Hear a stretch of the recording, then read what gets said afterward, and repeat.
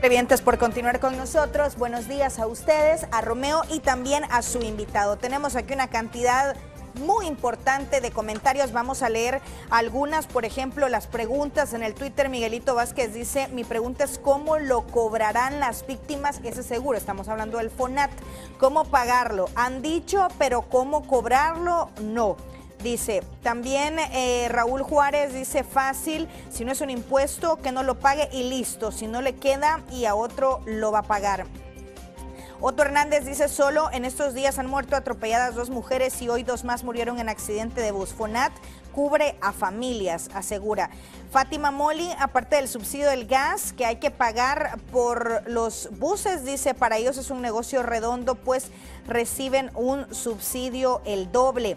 El nuevo sistema de transporte, eso no es seguro porque no tienen responsabilidad civil ni penal, asegura Manuel Ramos en el Twitter.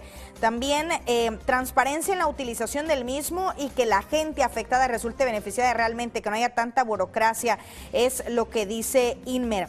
Neto Burgos, es importante saber también que el 25% del impuesto va para el Ministerio de Salud. Eso en cuanto al Twitter, de una cantidad sin fin que tenemos de comentarios. Ahora vamos a leer algunos del Facebook rápidamente. Por ejemplo, Julio Renete dice, estaría casi seguro que pronto dirán que no alcanza el FONAT y que tendrán que aumentar. Por otro lado, ¿no será que con el nuevo transporte quieren sacar la ruta 29 a Copat del mercado? Dice, para hacer ellos su monopolio. El FONAT no es una contribución voluntaria ni mucho menos, es un nuevo impuesto, asegura Juan Ortiz. También acá pregunta Germán, ¿y qué pasa si uno atropella a un transeúnte que se cruza la calle imprudentemente y en el accidente uno sale golpeado, ya que debido al accidente se pierde el control del vehículo y choca con otro vehículo o con un poste? ¿A uno también le paga el FONAT? Pregunta. Y Ricardo, ¿por qué un pickup paga o pagará $60 y un cabezal 65? ¿Qué sucede aquí? Dice, ¿por qué tenemos que pagar nosotros la chatarrización, dice, de los buceros? Además hay buses que solo lo sacan 1 o 2 veces al mes. Algunos de los comentarios y también hay preguntas. Romeo, regreso contigo. Sí, muchas gracias, Roxana. Yo quiero retomar uno de los tantos comentarios que tú has leído y es este tema de la Ruta 29, ¿no? Porque hay por ahí una vinculación que están haciendo algunas personas dice, mire, están sacando esta ruta porque pues obviamente viene el Ciptrans. Viceministro, sabemos el origen de esta situación, de esta sanción, de este retiro de líneas. Obviamente fue tras un paro de labores del transporte colectivo, donde también la gente debe de saber que esta ruta, la 29, pues obviamente irrespetó lo que estaba establecido por la ley, cobró más de lo que tenía que cobrar y además apoyó un paro, dejando a la gente en ese tiempo, en ese paro, pues afectada, ¿no? Ahora, como producto de eso, está la sanción, pero también la gente que utiliza este transporte tiene todo el derecho y dice, ¿qué nos está ofreciendo el viceministerio para compensar los buses que han sacado de la 29? ¿Y qué tiene que ver esto con el Ciptrans, por ejemplo? Bueno, en primer lugar, yo creo que ya no repito, lo decía Romeo, el día 13, 2, 3 y 4 de enero hubo un paro de labores, fueron millares de afectados y aquí lo recogen precisamente los periódicos. Además de eso, se había anunciado las sanciones a los empresarios de transporte que aumentaran ilegalmente la tarifa y suspendieran su servicio. ¿Qué es lo que ha ocurrido? Lo que ocurrieron es que pensaron que no se iba a aplicar la ley. Pensaron que como en otros tiempos podían cobrarle de más al ciudadano, podían parar el servicio y que no iban a ser sancionados. Pero hoy se equivocaron, porque hay autoridad y hay un gobierno que responde por los usuarios del transporte. De tal manera que nosotros le dijimos, no señores, no pueden aumentar la tarifa y eso, según el contrato que usted firmó con el gobierno, pues dijéramos, tiene una sanción. Y así fue de que se sancionó a esta ruta precisamente por la violación a su contrato. Y además de eso se adoptaron también medidas de qué rutas iban a cubrir esas áreas que ellos no están sirviendo, de tal manera que se definió dentro de las medidas que adoptamos, en el caso de la ruta 29C, se reforzó con la 29X4 microbuses, la ruta 29C2, que tenía 26 unidades, se quedó con 20, se reforzó con 13 más de la ruta 29X4, la 29D, que tenía 13 unidades, se le suspendieron todas y allí se incorporaron 29 unidades de la ruta 29 X3 microbuses y 6 unidades de la ruta 121. En el caso de la 29F, que eran 20 unidades, se retiraron todas, es atendida por la ruta 29X5 y además de eso la 29A, que llegó buses a reforzar esa área. En el caso de la 29H, que eran 17 unidades, llegó la ruta 14 a reforzar toda esta ruta. De tal manera que lo que hicimos era movilizar otras rutas aledañas a esas áreas.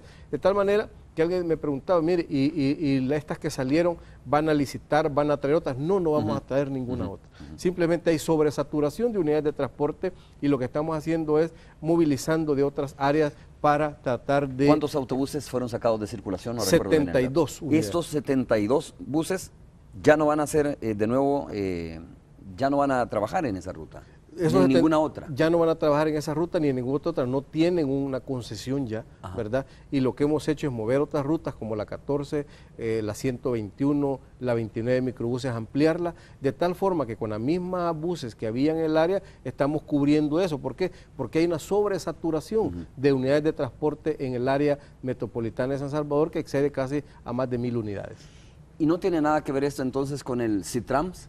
Bueno, realmente no tiene nada que ver. Aquí estas personas, dijéramos, han politizado el tema, de tal manera que escuché yo al alcalde de Ilopango diciendo eso, de que porque Alba Petróleos iba a llegar allí en los buses, o sea, una cantidad de mentiras que al final lo que trataron es de sacar un provecho político de este tema, y yo por eso le decía en un programa anterior al alcalde de Ilopango, ¿dónde estaba el 2 de enero que quisieron incrementar ilegalmente la tarifa a las personas de Ilopango? Si él salió a defender y a decir que no incrementaran la tarifa, no dijo nada. Igual el 3 y el 4 que hubo paro, el alcalde no apareció por ningún lado, o sea, tampoco los apoyó. Hoy que aparecemos y que imponemos la ley frente a los abusos de algunos empresarios de transporte, pues salen, dijéramos, protegiendo a los que violan la ley y a los que intentan subirle la tarifa al ciudadano. En ese sentido, Romeo, nosotros, quiero decirte, no tiene nada que ver con eso. El CITRAN es un proyecto que su contraparte son los actuales operadores de transporte organizados y con ellos estamos trabajando. Hay un tema, ¿no? Esta cooperativa COPAT se ha ido hasta la Corte Suprema de Justicia, tengo entendido. Ha buscado el amparo de la Corte Suprema de Justicia, incluso de los diputados en la Asamblea Legislativa. ¿Qué va a pasar? Que esto es un caso hipotético, obviamente no sabemos qué es lo que puede pasar, pero un escenario es que la Corte ampare precisamente a los empresarios de la Ruta 29 de Acopat. Bueno, si esto es de esa manera, supongo ustedes que van a cumplir la resolución de la Corte, ¿o cómo? Bueno, nosotros somos respetuosos de los órganos del Estado, Romeo, y en este sentido hemos cumplido el debido proceso para llevar a cabo estas sanciones, que no solo ha sido Acopat, quiero aclarar, ¿verdad? Son alrededor más de 350 concesiones las que hemos quitado en este proceso, incluyendo las de la 49C, donde don Genaro Ramírez es el presidente, y se han amparado a la Corte. Nosotros esperamos que haya el análisis jurídico correspondiente y pues al final pues yo creo que la Corte nos va a terminar dando la razón que hemos cumplido con el debido proceso y que era pertinente poder sancionar ante la violación de un contrato tal y como lo hicieron. Viceministro, 2 minutos para lo siguiente. ¿Cómo es posible que el viceministro diga que el doctor Quijano no hizo lo del CITRAM si el mismo gobierno le bloqueó la construcción? Bueno, nosotros no le hemos bloqueado absolutamente nada, nunca ha querido construir nada Norman Quijano, primero porque no tiene la facultad legal para poder implementar un sistema de transporte en el área metropolitana. Recordémonos que el alcalde tiene jurisdicción en su municipio y ya San Salvador, la capital, no es un municipio, sino que es un conjunto de municipios donde se interrelaciona todo el transporte. Por lo tanto, el primer problema que tuvo Norman Quijano fue un problema legal porque no tiene facultades legales. Ahí le mintió a la gente, le dijo que él iba a hacer algo que legalmente él sabía que no iba a poder hacer. En segundo lugar, nunca ha iniciado ningún tipo de construcción y nunca presentó ningún proyecto. Por eso decía yo, para mí el proyecto de Norman Quijano era mentirle a los capitalinos de San Salvador porque al final no les hizo absolutamente nada. Bueno, con eso llegamos al final. Viceministro, muchas gracias por haber estado con nosotros. Muchas gracias por haber estado con nosotros. Gracias, Romeo, muy amable. A ustedes, muchas gracias por haber estado con nosotros en la entrevista. Vamos a hacer una breve pausa comercial y regresamos ya para el cierre de Hechos ADN.